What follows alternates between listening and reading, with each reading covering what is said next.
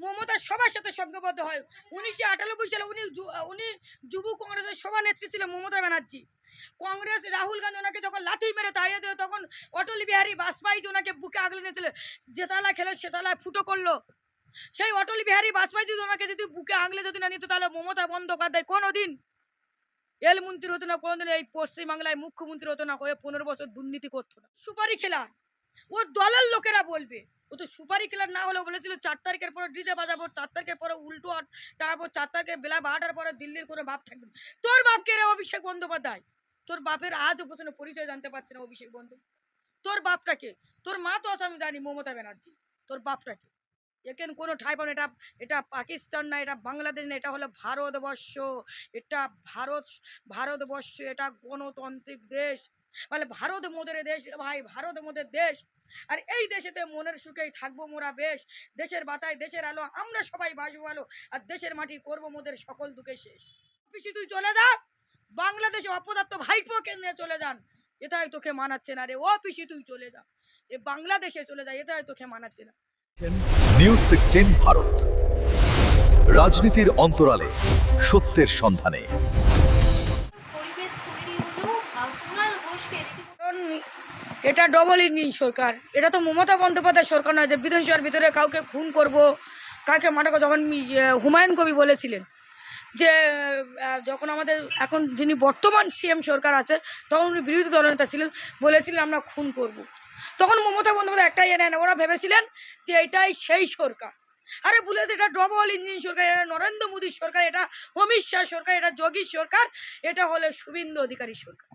ওরা অনেক আগে বের করে দেওয়া উচিত ছিল, কারণ ওরা সম্মান জানে না। সম্মান জিনিসটা কি এই তৃণমূল কংগ্রেসের মধ্যে নেই, এদের মধ্যে মাতৃত্ব নেই, ভ্রাতৃত্ব নেই। এরা এমন অযোগ্য থার্ড ক্লাস বেহালি লজ্জা গোটা পশ্চিমবাংলার কোথায় নেই। দোকান কাটা, মানে এক কান কাটা তাহলে তারা শহরের মানে বাইরে থেকে জানা, আমার বললে আমার লজ্জা লাগবে। এরা দোকান কাটা শহরের ভিতর থেকে যা দেওয়া উচিত, কারণ ওদের মতন বিধায়ক যদি থাকে, ওরা দুষ্টু গরু, এই দুষ্টু গরুকে বের করে দিয়েছে, ঠিক করেছে। কারণ ওর মতো দুষ্টু করে আরো 5 জন ওর তো শিক্ষা নেবে। এই শিক্ষা নেওয়ার আগে এই ভুলভাল শিক্ষাটা ওনাকে ঘাট ধরে বের করে দিয়েছে, এক পক্ষে ঠিক করেছে। আমি আরো বলবো যে ওই বিধানসভাটা এটা মমতা বন্দ্যোপাধ্যায়ের বিধানসভা নয়, এটা মমতা বন্দ্যোপাধ্যায় রাজ্যপাল তখন হিসাবে কাজ করেননি। এটা হলো ডবল ইঞ্জিন সরকার, এটা মানুষের সরকার, এটা জনগণের সরকার, এটা জনগণ আপামনের সরকার, এটা জনদেবতার সরকার। বিজেপি ঘাট ধাক্কাল দেয় না, ওটা ওটা ওটা ওরা অটোটা তুলে দিচ্ছে। কারণ ভারতীয় জনতা পার্টি উনি অন্যায় করে ওনাকে বের করে দিয়েছে। ওর মাথা চলে গেছে, বলে দিদির মাথাটা গেছে, দিদি মেন্টাল হয়ে গেছে। কারণ মমতা বন্দ্যোপাধ্যায় 21শে জুলাই প্রথম একজন, তার যেমন বাঁশ তার তেমন কঞ্চি, যেমন বাঁশ তার তেমন ঝাড়। অভিষেক ব্যানার্জি একজন মুখ্যমন্ত্রীকে তুই টঙ্কারি করছে, যেমন মমতা ব্যানার্জি বলেছিল প্রধানমন্ত্রীকে অমিত শাহকে তুই টঙ্কারি। গদি হেলিয়ে দেবো, গদি হেলিয়ে দেবো, মুদি চোর পিএম চোর বলেছিলেন তো। আমি তো সব মিডিয়ায় বলেছিলাম, বলছে আমি বলিনি। গদি ওনাকে হারানে পশ্চিমবাংলার জনগণকে হেলিয়ে হেলিয়ে একবার ওপার বাংলায় পাঠিয়ে দিয়েছে মমতা ব্যানার্জি। কল্যাণ বন্দ্যোপাধ্যায় কিছুদিন আগে বলছিল চু কিত কিত কিত কিত কিত কিত কিত, একটা বিধানসভার হতে কিত কিত কিসের? কিন্তু ওখান থেকে বাচ্চা হল কিত কিত কিত কিত কিত কিত শুরু করেছিস। ওর অনেক আগে ওখান থেকে বের করে দেওয়া উচিত। যেমন মমতা ব্যানার্জি ওদের তো শিক্ষাটা এটাই তো। কারণ মমতার কোনো শিক্ষা দীক্ষা, কোনো জ্ঞান, কোনো গর্ব নেই তো।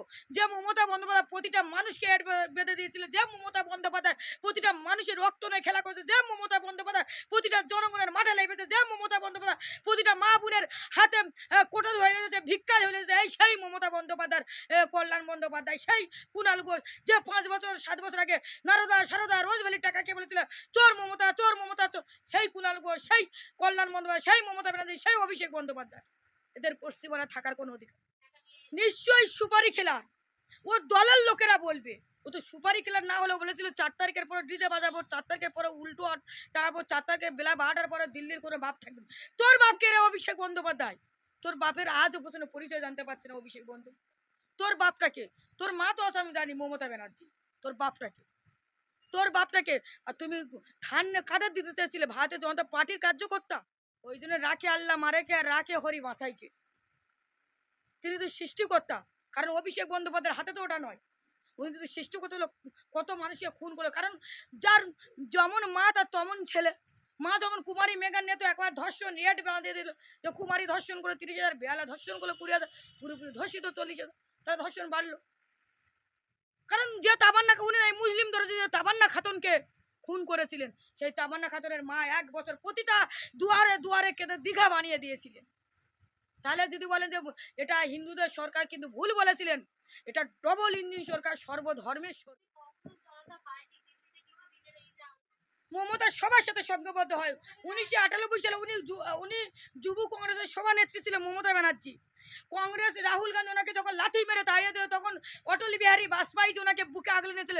যেতালা খেলে সেতালায় ফুটো করলো।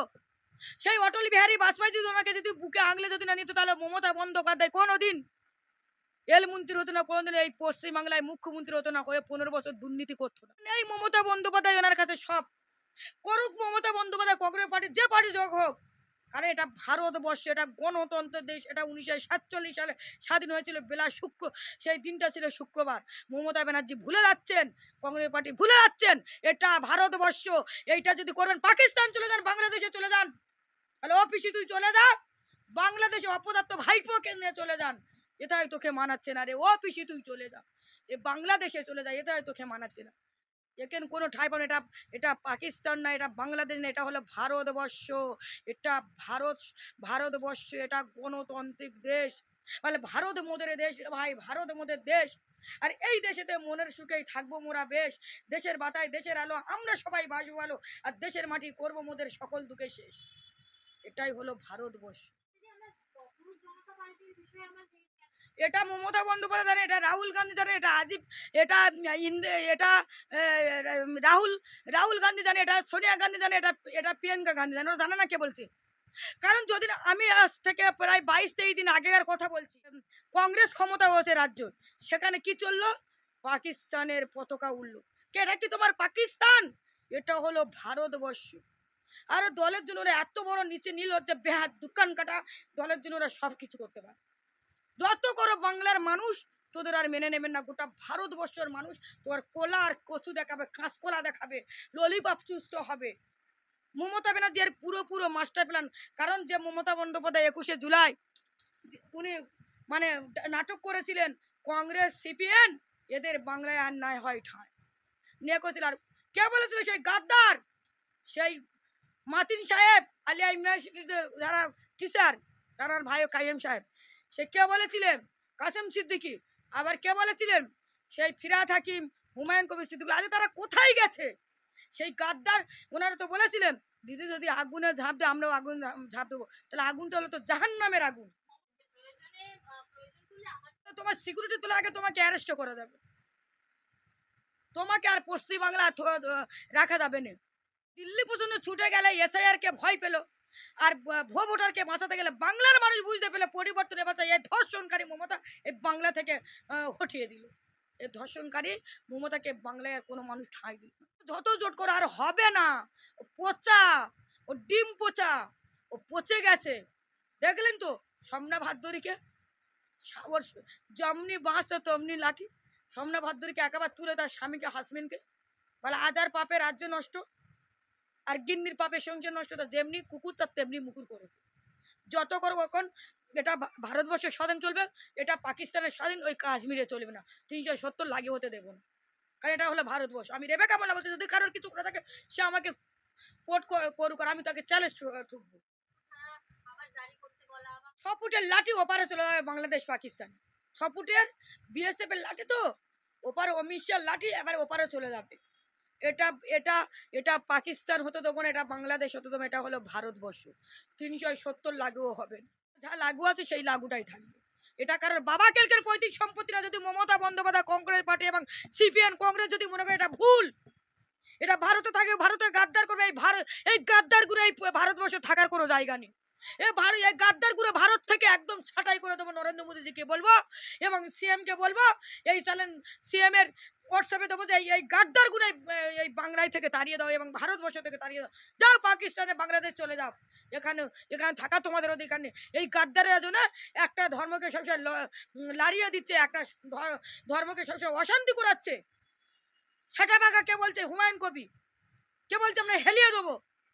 আরে এটা ভারতবর্ষ, এটা হিন্দুস্থান, এটা তোমার আমরা যদি আমরা বলি আমরা 2 কোটি মুসলিম বেরোই, 2 কোটি মুসলিম ঠাঁই পাবো? কেন তোমরা সাটা বেড়া মারবো কেন? দেখো সে হুমায়ুন এখন সে মানে সে কচ্ছপের মতো একদম ভিতরে ঢুকে গেছে।